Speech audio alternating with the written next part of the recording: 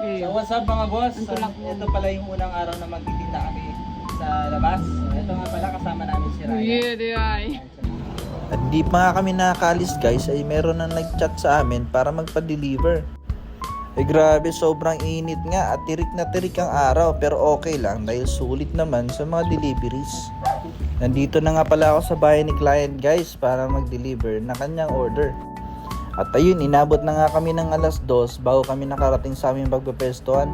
Ay grabe, di pa nga kami nakarating sa aming pesto mga boss, ay madami na agad bumili.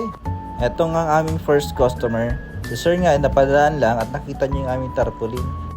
At ang dami nga agad bumili mga boss. At eto pala si ma'am, sobrang layo daw ng pesto namin kaya naglakad pa siya papunta sa amin. Medyo may distansya kasi itong pesto namin, pero ang ganda kasi nito kasi napakalawak ng area. Si Ryan nga lang pala guys yung kasama ko magtinda kasi wala pa yung mga kasama namin kasi may pasok pa sila sa school. At eto nga pala mga boss yung naging customer namin.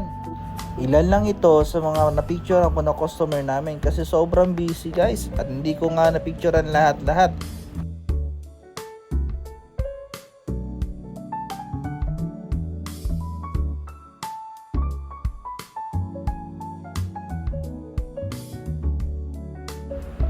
At eto nga pala si ma'am, galing pa siya ng Kasuray, pumunta dito para bumili sa amin ng halo-halo. At gabi na nga, ang dami pang bumibili. Eto nga pala mga boss, yung tindahan namin dito sa San Pantaleon, Magaraw. Kaya pwede kayo mag-drop by dito anytime para bumili sa amin ng mga product na siguradong magugustuhan nyo. Favor naman mga boss, kung di ka pa followers sa ating Facebook page, pwede mo ba itong i-like at i-share.